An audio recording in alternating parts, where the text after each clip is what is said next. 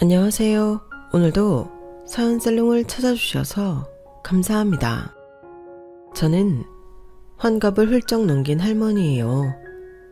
지금은 아들 내외와 함께 남부러울 것 없이 살고 있지만 불과 10여 년 전까지만 해도 저는 세상에 의지할 것 하나 없이 버려진 채 시장통에서 국밥을 팔며 살고 있었어요. 그랬던 제가 피덩이 때 빼앗겼던 아들을 만나 행복한 말년을 보내게 된 건 어찌 보면 기적이라고밖에는 설명할 수 없겠네요. 사람이 죽으란 법은 없다고 인생의 막다른 골목에 들어설 때마다 마치 저를 기다렸다는 듯 대문을 활짝 열어주는 사람들이 있었어요. 그분들 덕분에 매번 힘든 고비를 넘길 수 있었으니 내 인생의 기적을 일으켜준 건 바로 사람이 아닐까 생각해요. 이런 제 경험이 고단한 삶을 살아가시는 분들께 조금이나마 위안이 될까 해서 없는 글솜씨를 발휘해보려 합니다. 저는 지방에서 사업을 크게 하시던 아버지 덕분에 부유하게 자랄 수 있었어요. 아버지는 제게 돈으로 할 수 있는 건 뭐든 다 해주셨거든요. 저를 돌봐줄 유모와 학교에 등교시키는 기사, 집에서 같이 놀아줄 식모까지 뭐 하나 아쉬울 게 없이 말이죠. 딱 하나 없는 게 있다면 바로 엄마였어요. 저희 엄마는 저를 낳으시고 산후후유증으로 고생하시다가 제가 두 돌이 되던 해 세상을 떠나셨거든요.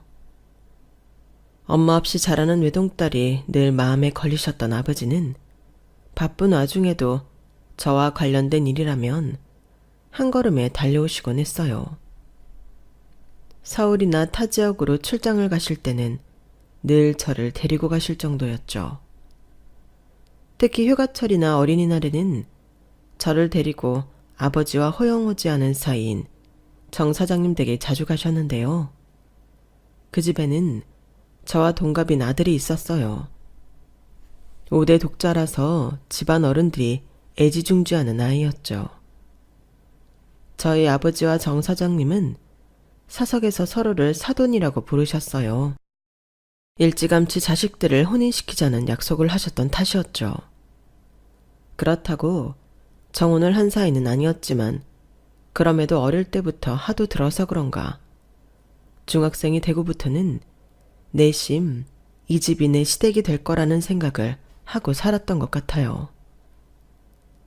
정 사장님 댁에는 상훈이라는 이름의 아들이 하나 있었는데 여자인 저보다도 피부가 희고 속눈썹이 길었어요.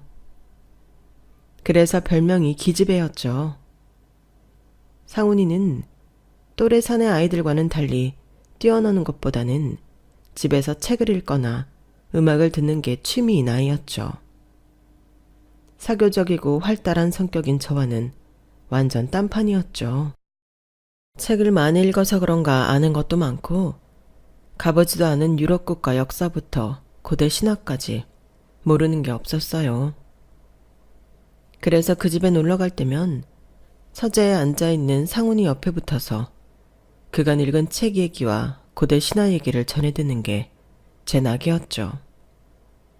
그러면 저는 친구들과 몰래 극장에 들어가 어른들이 볼 법한 멜로 영화를 본 얘기와 과일을 빼먹고 친구들과 서울에서 내려온 유명 가수의 공연을 보러 간 일들을 전해주었어요. 그럴 때면 상훈이는 별세계 얘기를 듣는 것처럼 입을 떡 벌리고 제 얘기에 집중하곤 했어요. 너는 남진인이 나오나니? 뭐가? 둘 중에 누가 좋냐고. 난 남진이 좋더라. 이렇게 다리를 흔들 때면 꼭 엘비스 프레슬리 같거든. 그러면서 치마 밖으로 허벅지까지 쭉 빼고 다리를 덜덜 떨며 남진 흉내를 낼라치면 상훈이는 얼굴이 벌개져서는 고개를 돌렸어요.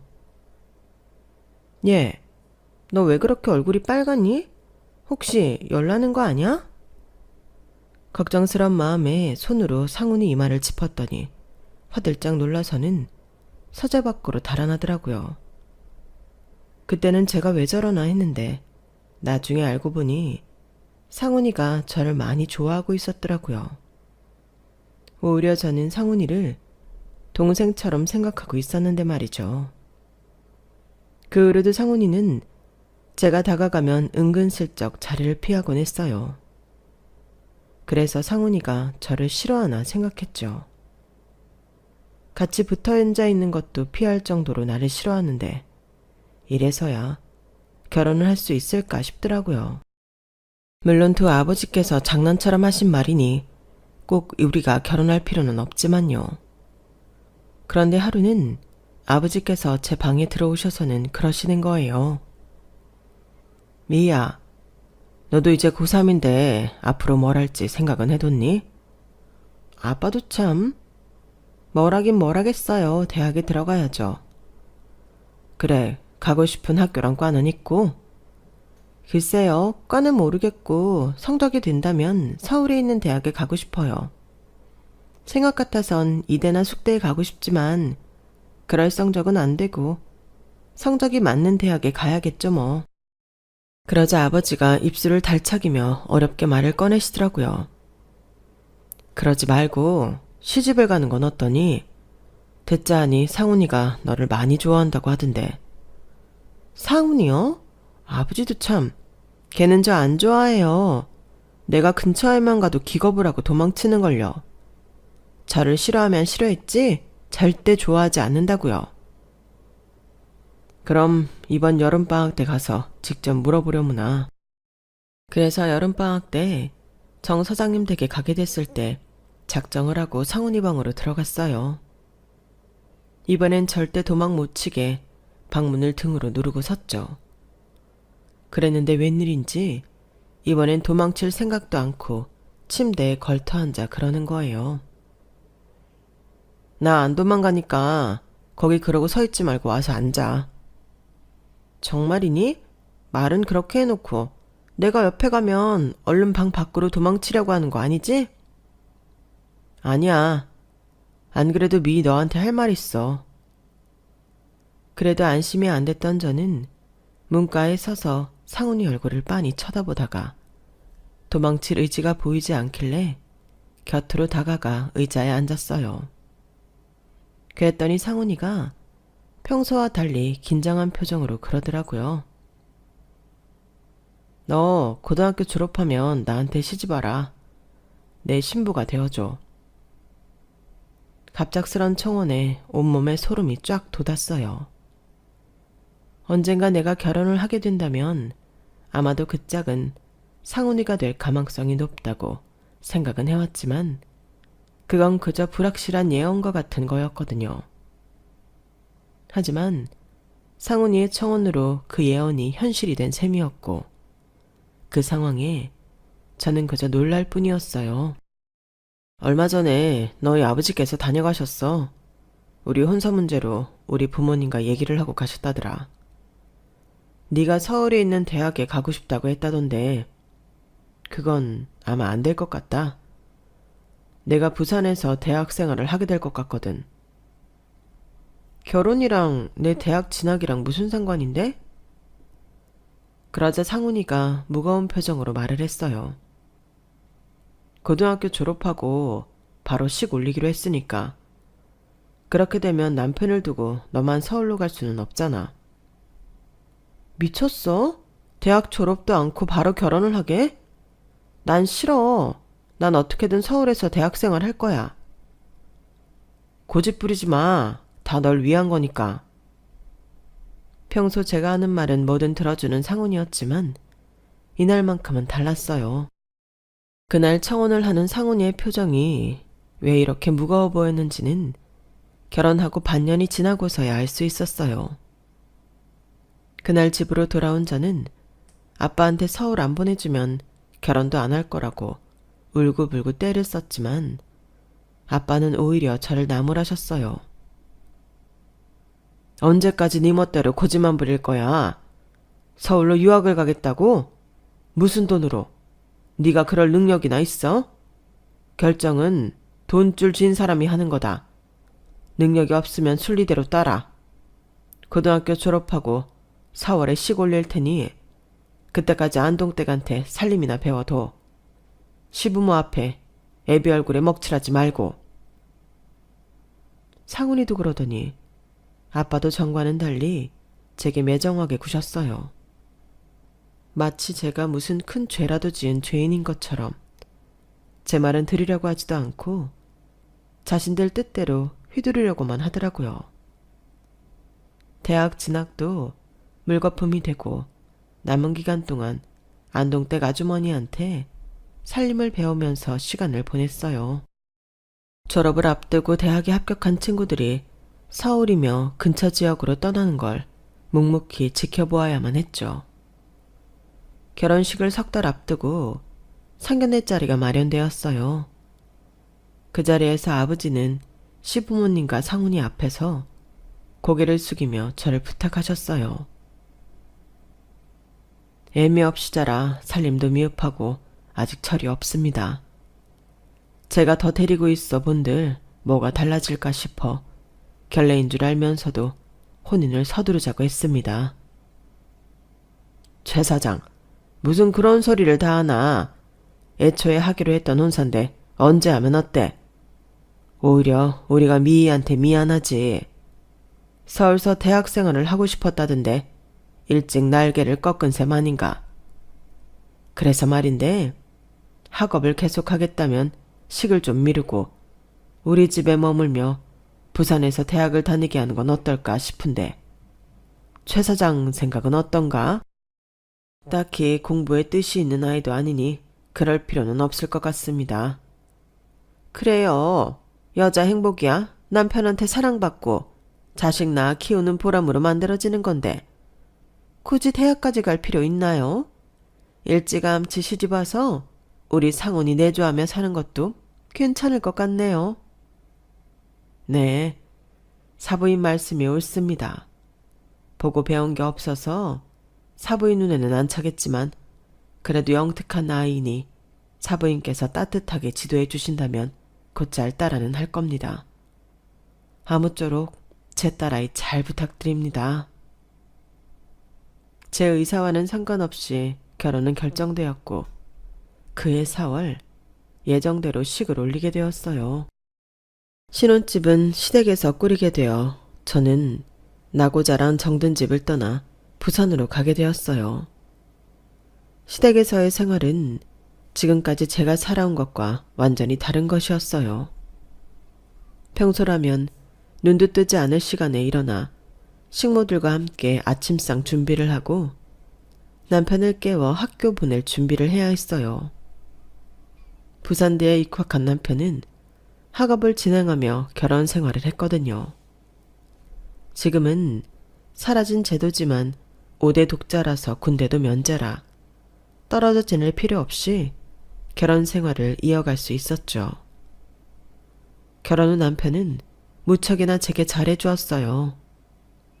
저는 살림을 살고 있는데 자기 혼자 대학 생활을 하는 게 미안했던지 강의가 끝나면 동기들과 어울릴 생각도 않고 바로 집으로 돌아와 제 곁을 지켜주었거든요. 시어머니께서 매서운 시집살이를 시키신 건 아니었지만 그래도 시어머니는 시어머니인지라 많은 부분에서 눈치를 주셨어요. 이전에 아빠의 오랜 지인으로 알고 지내던 모습과는 또 다른 모습으로요. 그럴 때마다 남편은 저를 챙겨주려 노력을 했고요. 이를테면 이런 식으로요. 아침에 남편을 학교 보낼 준비를 하는데 어머님이 저를 불러 커튼이랑 이불 호청 뜯어서 빨라고 하시더라고요. 식모들이 할 일이지만 저도 할 줄 알아야 한다며 함께 하라고 하신 거죠. 그래서 남편과 아버님이 집을 나서자마자 이불 호청을 뜯고 있는데 집으로 전화가 온 거예요. 어머님이 받으셔선 통화를 하시더니 불쾌한 표정으로 저를 부르시더라고요. 예, 넌 하던 거 그만두고 상훈이네 학교로 좀 가봐라. 영어로 된 딕셔너리인지 뭔지 책상 위에 두고 갔다고 그거 챙겨서 오란다. 수업에 꼭 필요한 거라서 없으면 다음 수업을 들을 수 없다지 뭐니? 애도 참, 그리 중요한 거면 잘 좀 챙겨갈 것이지. 아, 영어 사전이요? 그런데 국문과 수업에 그게 왜 필요하대요? 아니, 누가 영어 사전 가져오란다니? 영어로 된 딕셔너리 가져오라고 하지 않든. 그리고 대학도 안 다녀본 애가 수업에 그게 필요한지 안 필요한지 뭘 안다고 그래? 잔소리 말고 얼른 가져다 주고 와. 상훈이 지금 수업 들어간다니까 교실 밖에서 지키고 섰다가 수업 끝나거든 얼른 주고 와. 이놈의 자식, 간만에 입을 호청 좀 빨라고 시켰더니 하필 이런 날 지차를 불러내고 그래. 어머님은 못마땅한 기색으로 방으로 들어가셨어요. 그 모습을 보니 저도 모르게 웃음이 나더라고요. 이게 다 남편이 꾸민 계략이란 걸 눈치챘거든요. 영어 사전이라고 하면 될 걸 일부러 딕셔너리라고 했잖아요. 그래야 어머님이 그게 뭔지 모르실 테니까요. 게다가 영어로 된 거니 어머님으로 하여금 뭔가 중요한 걸지도 모른다는 생각이 들게 했고요. 무엇보다 아무리 대학에 안 다닌 사람이라고 해도 국문과 수업에 영어 사전이 필요 없다는 건 다 알 거 아니겠어요. 그러니 집에서 빨래하느라 고생할 아내가 걱정돼 꾀를 낸 남편의 기지에 웃음이 날 밖에요. 그날 남편이 다니는 학교에 가게 된 저는 남편 손을 잡고 대학 캠퍼스를 거닐었어요. 그리고는 함께 태종대 구경도 하고 집으로 돌아왔죠. 아직 솜털이 가시지 않은 20살 동갑내기 부부였던 우리는 가끔 이런 깜찍한 몰래 데이트를 즐기곤 했어요. 이런 결혼 생활이라면 대학을 포기한 것도 아깝지 않을 것 같다는 생각이 들었죠. 하지만 이런 기쁨도 잠시, 결혼 3개월 차에 들어서자 본격적으로 시련이 불어닥치기 시작했어요. 예, 너도 알고 있었니? 네 아버지 회사 부도 난 거. 세상에, 어떻게 하루아침에 그 큰 사업이 잿더미가 돼? 설마 이럴 줄 알고 결혼 서두른 거 아니야? 너 똑똑히 말해봐라. 네 아버지 회사 일이 될 거 진작부터 알고 있었던 거지? 어머님, 그게 무슨 말씀이세요? 저희 아빠 회사가 부도가 나다뇨. 너 지금 내 앞에서 연기하는 거 아니야? 정말 몰랐어? 세상에, 자기 딸한테까지 비밀로 했더니 네 아버지도 참 대단하다. 아, 뭐해? 당장 네 아버지한테 연락해보지 않고. 어머님 말씀이 떨어지자마자 친정에 전화를 걸었어요. 평소라면 안동댁 아주머니나 집에서 일하는 아이가 전화를 받았을 텐데 그날은 아버지가 바로 받으시더라고요. 걱정할 거 없다. 네 아버지 이렇게 안 죽는다. 수십 년을 사업하면서 위기 한 번 없었겠니? 부자가 망해도 3년은 산다고. 먹고 사는데 문제 없으니 걱정 말아라. 그동안 일만 하고 살았으니 이참에 쉬면서 강태공으로 사는 것도 나쁘지 않아. 아버지, 정말 괜찮으신 거 맞으시죠? 안 되겠어요. 제가 내일이라도 집에 들릴게요. 그럴 거 없다니까. 네가 그러면 시댁에서 더 걱정하지 않겠니?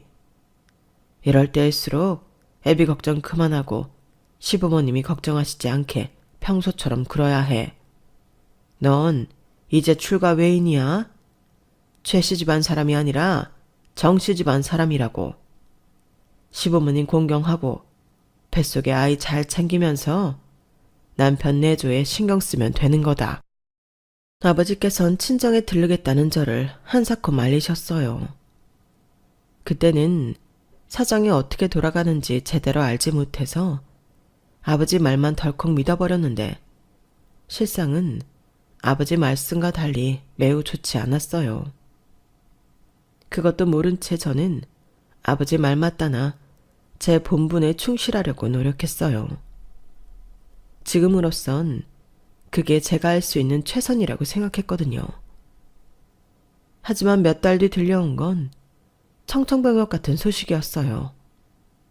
그건 바로 친정아버지의 부고였죠. 임신 5개월 차에 맞은 부친상으로 저는 심신이 단숨에 무너져 버렸어요. 친정아버지 장례 첫날부터 하도 울어서 결국 실신까지 하자 아버님께서는 저를 장례식에 참석을 못하게 하셔서 저 대신 남편이 상주 노릇을 했어요. 탈상하는 날이 돼서야 저는 장지까지 따라 나설 수가 있었어요. 선산의 친정아버지를 모시고 다음 날 친정 살림을 정리하러 나서려는데 남편이 막아서더라고요. 몸도 무거운 사람이 무슨 일을 한다고 그래? 당신은 집에서 쉬고 있어. 내가 가서 정리할게. 그래도 내 친정일인걸. 당신이 곁에서 도와주면 되잖아. 안 돼. 아버지께서 당신 집 밖에 못 나가게 하라고 하셨어. 혹시라도 뱃속에 아기가 잘못되기라도 하면 안 된다고. 당신 나 믿지? 내가 가서 잘 정리하고 올게. 남편은 끝내 저를 두고 혼자 가서 집 정리를 하고 왔어요.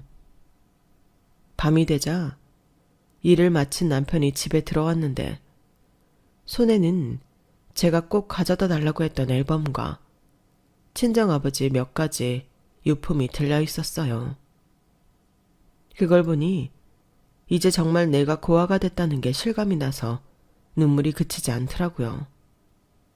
하지만 진짜 시련은 아직 다가오지도 않은 상태였어요.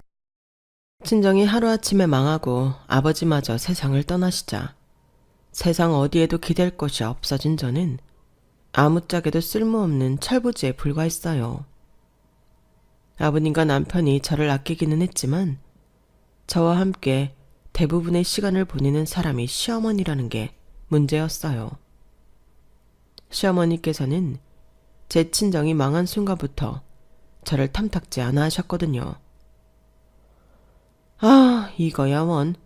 망한 집 딸내미 데려다 상점 모시듯 하고 있으니 이게 뭔 지랄인지. 넌 아주 상팔자를 타고났구나. 타고났어. 어머님은 아버님과 남편이 없을 때면 시도 때도 없이 저를 타박하셨고 그런 어머님을 따라 집에서 일을 하는 사람들도 언제부턴가 저를 무시하기 시작했어요. 제가 일을 시키면 들은 척도 않고 무시하기 일쑤였고 때로는 제 면전에 대고 들으라는 듯 제 흉을 보기도 했어요. 갑자기 바뀌어버린 제 처지를 감당하기도 버거운 판에 주변의 대우까지 한순간에 변해버리자 저는 제대로 맞서지도 못한 채 속수무책으로 무너져버렸어요. 시어머니뿐만 아니라 집에서 일하는 사람들 눈치까지 보게 되었죠. 그러다 보니 식사조차 제대로 하지 못하게 됐고 살이 붙어도 모자랄 판에 점점 더 뼈만 앙상해져 갔어요. 이런 내막을 모르는 남편과 시아버지는 몸에 좋다는 음식이며 보약까지 지어다 주셨지만 그런 것들은 제 입까지 들어오기도 전에 누군가에 의해 사라지게 일쑤였어요. 그러던 어느 날이었어요. 아침에 남편과 아버님을 배웅하고 부엌으로 돌아간 저는 평소처럼 아침상을 물리고 나온 설거지를 했어요. 일하는 사람들은 그런 제게 눈길 한번 안 주고 부엌 한켠에서 뭔가를 먹고 있었죠. 그런데 그때였어요.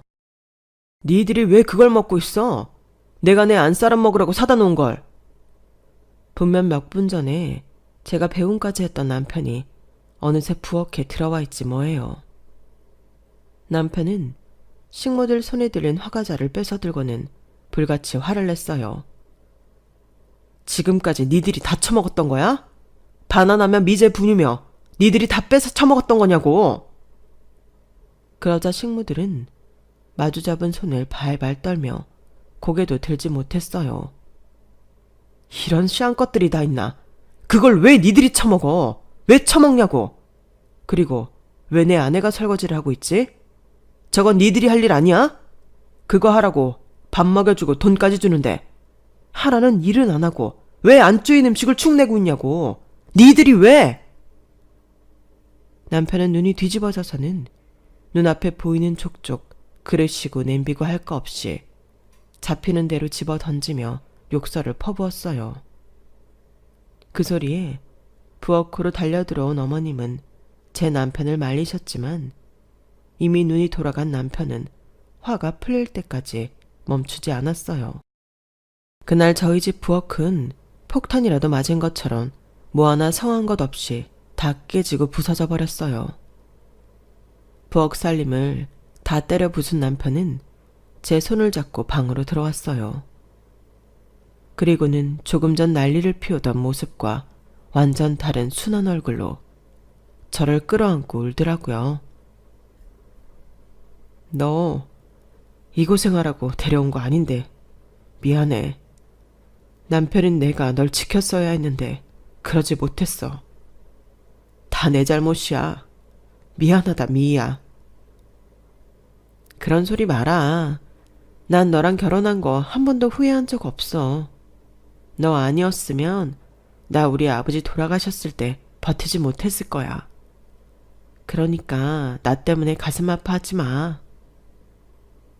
시어머니의 괴롭힘이 힘들긴 했지만 그래도 남편이 있어 버틸 수 있었던 건 사실이었어요.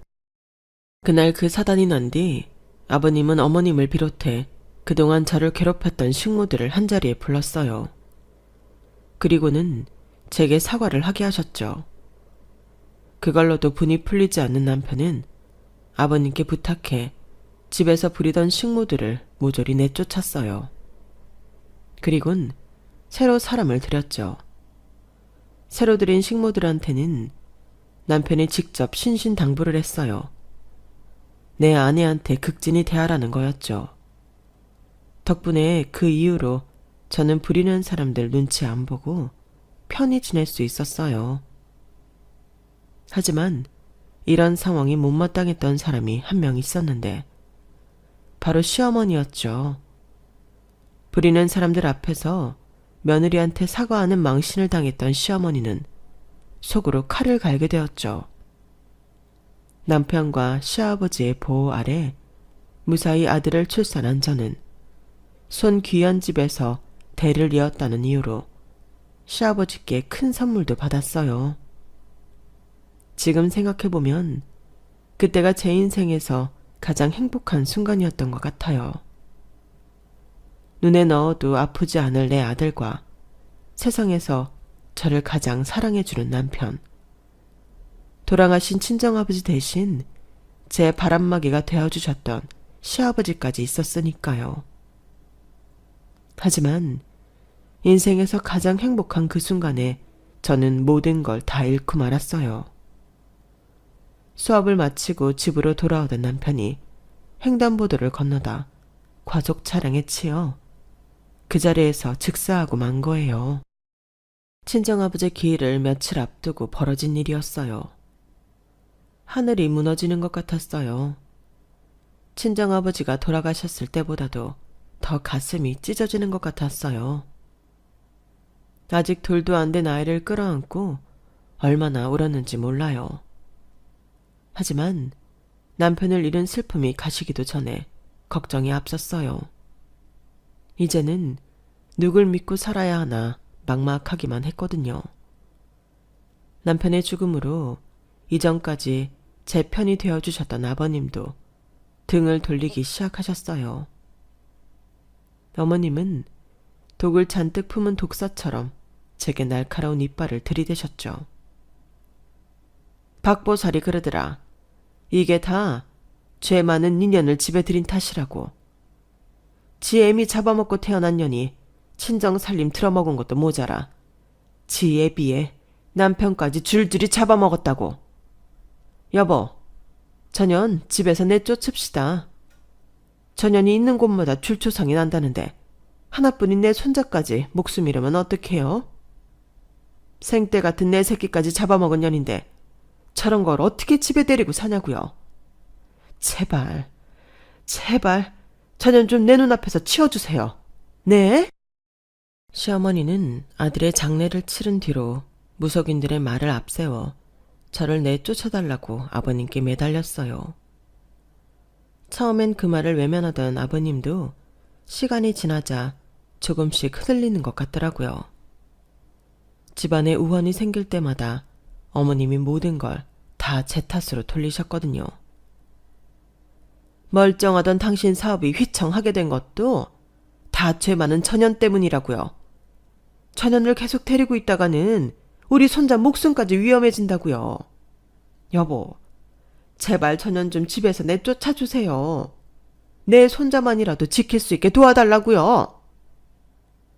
태풍에 아버님 사업에 차질이 생기자 어머님은 득달같이 달려들어 또다시 무속인의 말을 근거로 모든 걸 제 탓으로 몰아가셨어요.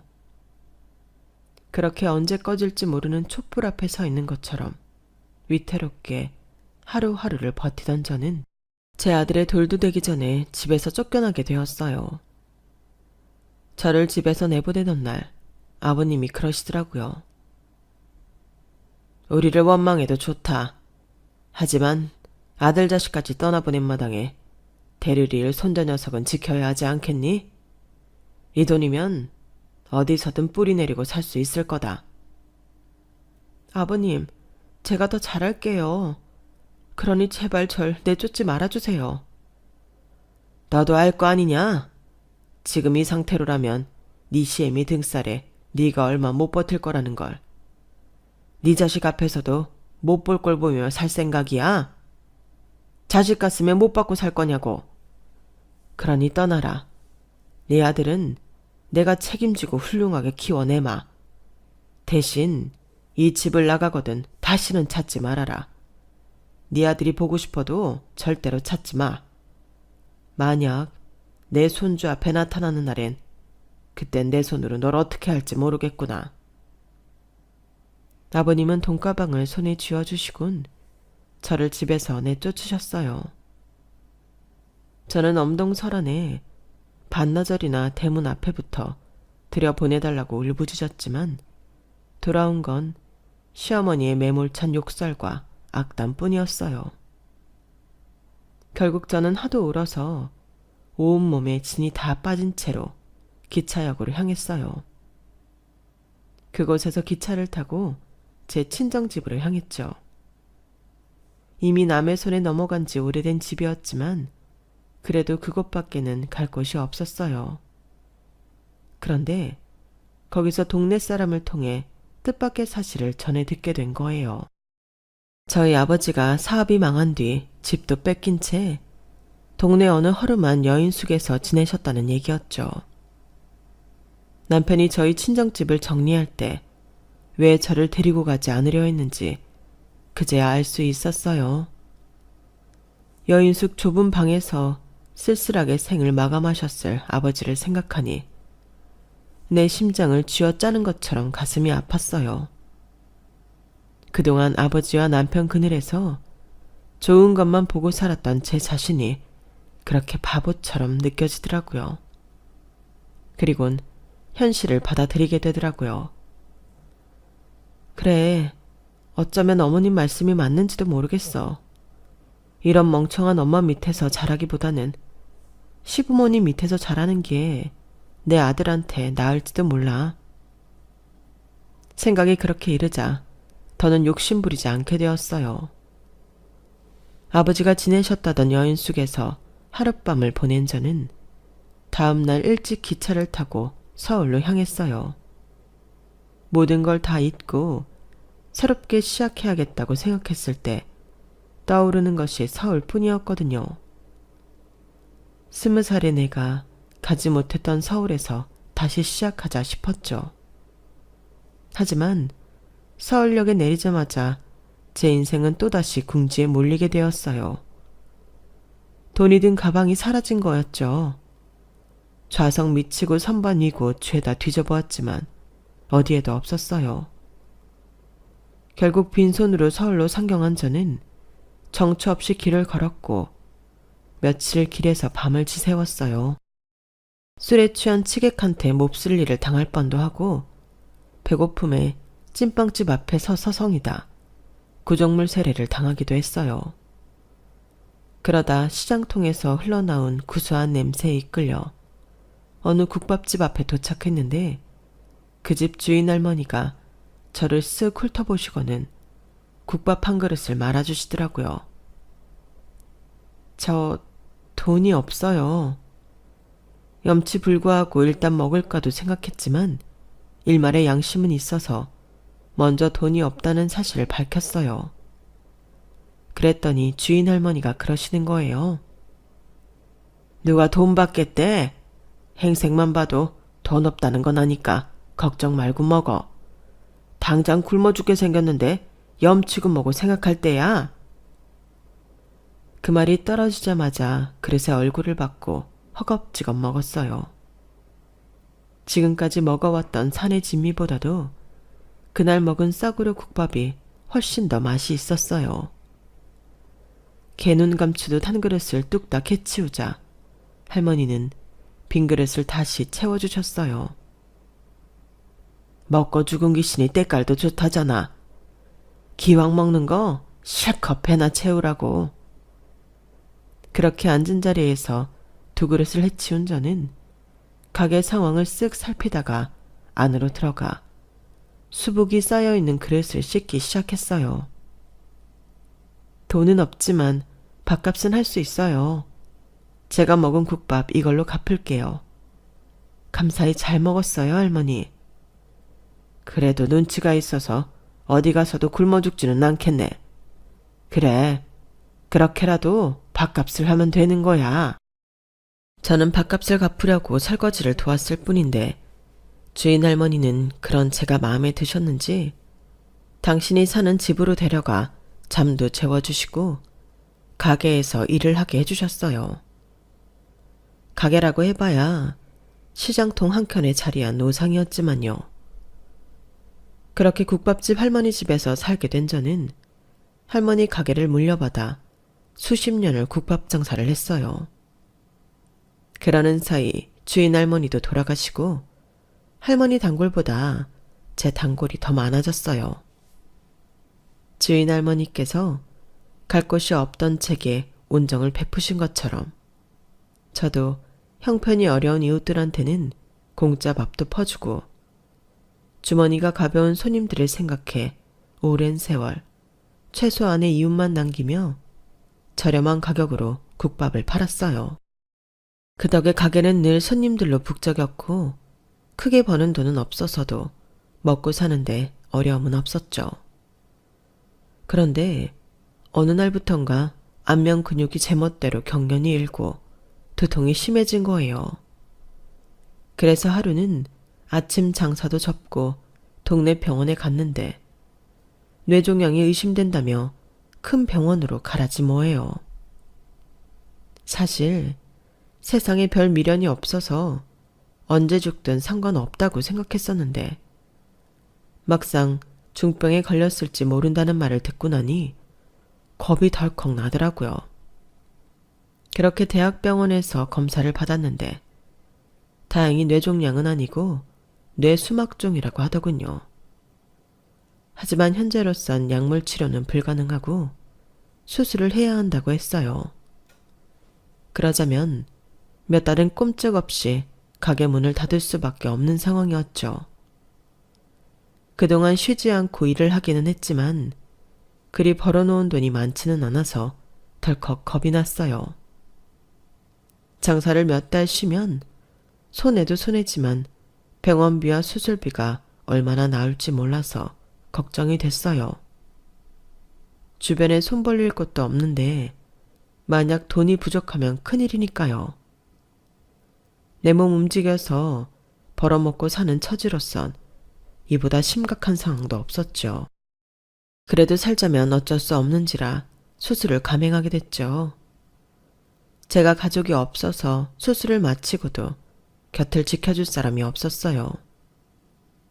수술을 하고 며칠간은 간병인을 썼지만 돈 걱정에 그 후로는 저 스스로 병원 생활을 해야 했어요. 그래도 다행인 건 저를 수술해준 담당 선생님이 친절한 분이셔서 간호사분들한테 저 좀 잘 봐달라고 특별히 부탁까지 해주셨더라고요.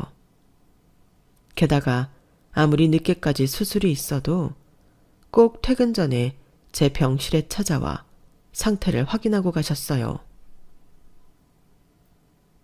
선생님 어머니께선 얼마나 아들이 자랑스러우실까. 인물도 좋고 실력도 좋고 인품까지 훌륭한 아드님을 두셨으니. 그럴까요? 저는 어머니 얼굴도 모르고 자라서. 에구 이런, 내가 괜한 소리를 했네요. 실은 나도 내 아들이 어떻게 자랐는지 모른 채 살고 있답니다. 지금쯤이면 선생님 나이 또래 정도 됐을 텐데 어떻게 자랐을지 상상도 안 돼요. 이럴 줄 알았으면 진작에 사진이라도 찍어 놓을 걸. 그러지 못한 게 한이 되네요. 돌 전까지는 남편을 많이 닮았었는데 그래서 아들 생각이 나면 죽은 남편 사진을 꺼내보곤 한답니다. 그리곤 수줍게 남편과 함께 찍은 빛바랜 사진을 지갑에서 꺼내 보여주었어요. 그랬더니 그 사진을 본 의사 선생님 표정이 조금 이상해지더라고요. 그리고는 굳은 표정으로 병실을 나갔어요. 그리고 다음 날 담당 선생님은 오전 회진 때도 그렇고 퇴근 시간 때도 그렇고 제 병실을 찾지 않았어요. 바빠서 그랬을 거라고 생각을 하면서도 왠지 서운하더라고요. 그런데 그날 밤 잠결에 누가 흐느끼는 소리가 들려서 눈을 떴더니 웬 남자가 제 손에 얼굴을 묻고 흐느끼고 있지 뭐예요. 그런데 제 눈에 뭐가 쓰인 건지 그 모습이 마치 죽은 내 남편처럼 보이는 거예요. 그래서 아, 이게 꿈인가 보다 생각했어요. 그래서 반가운 마음에 남편을 불렀죠. 여보, 당신이야? 그렇게 꿈에서도 한 번을 안 찾아오더니 마누라가 아프다니까 찾아온 거야? 왔으면 날 깨우지. 울긴 왜 울어? 어릴 때도 그렇게 잘 울더니 죽어서도 여전하네. 그러자 제 손등에 얼굴을 묻고 울던 남자가 고개를 들었어요. 그런데 그 사람은 제 남편이 아닌 제 담당 의사 선생님이더라고요. 선생님은 눈물이 잔뜩 번진 얼굴로 힘겹게 말을 이어갔어요. 엄마, 저 순돌이에요. 엄마 아들 순돌이. 그럴 리가 없는데요. 선생님 이름은 정수혁이잖아요. 호적엔 그렇게 올라가 있지만 어릴 때 집에서는 순돌이라고 불렀어요. 돌아가신 아빠가 엄마 힘들지 않게 순하게 자라라고 그렇게 지어주셨다고요.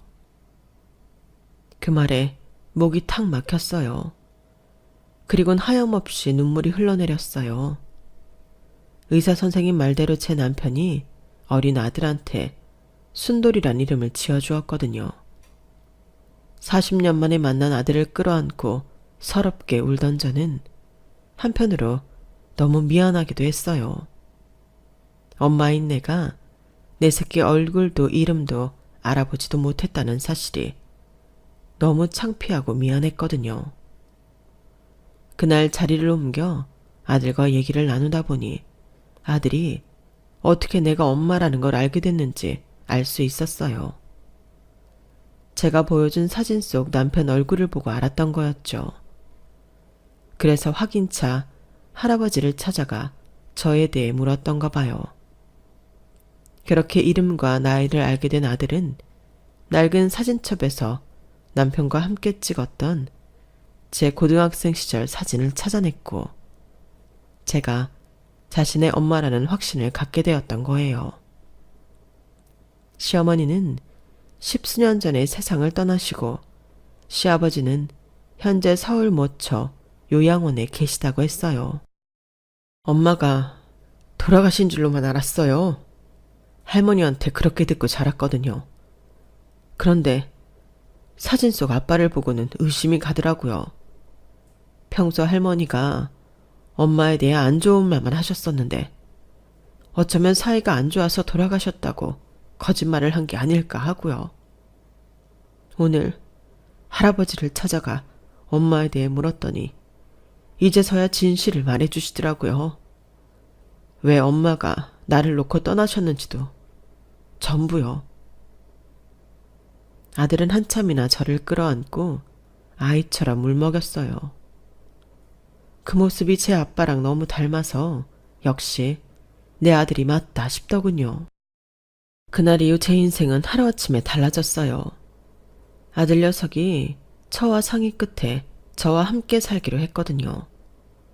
그 말에 염치 없지만 딱 1년만 같이 살자고 했는데 그게 지금까지 이어지고 있어요.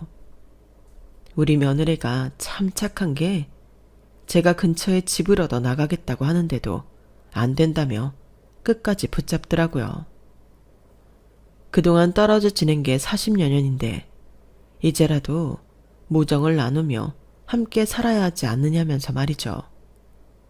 덕분에 저는 그동안 밥 한 끼 차려 먹이지 못했던 내 아들한테 실컷 솜씨를 발휘해 먹이고 있답니다. 며느리는 수고스럽지 않냐고 쉬라고 하지만 제가 만든 음식을 내 아들 내외와 손주, 손녀가 맛있게 먹는 걸 보면 얼마나 행복한지 몰라요. 인생에 행복이 뭐 있나요? 내 새끼들 입에 맞는 거 넣어주는 게 행복이죠. 한때는 내가 전생에 죄를 많이 지어 이런 시련을 겪고 사나 생각했는데 지금에 와서는 내 인생의 고비 때마다 나를 도와준 고마운 사람들 얼굴만 떠오르네요. 내 아버지 회사가 망한 걸 알면서도 저를 지키려 결혼을 감행한 내 남편과 집도 절도 없이 떠돌게 된 저를 아무 대가 없이 받아주신 국밥집 사장님, 그리고 수십 년 동안 제 가게를 찾아와 국밥을 팔아준 손님들 말이에요. 고생 끝에 낙이 온다고 여러분도 버겁게 느껴지는 지금 이 순간의 고비만 잘 넘긴다면 분명 언젠가 저처럼 웃는 날을 만날 수 있을 겁니다. 제 사연 들어주셔서 감사드리고요. 여러분들의 가정에 행복이 가득하시길 바랍니다. 여러분, 사연 댓글에 응원과 현명한 조언 부탁드려요. 좋아요와 구독은 저에게 큰 힘이 됩니다. 오늘도 좋은 일 가득하세요.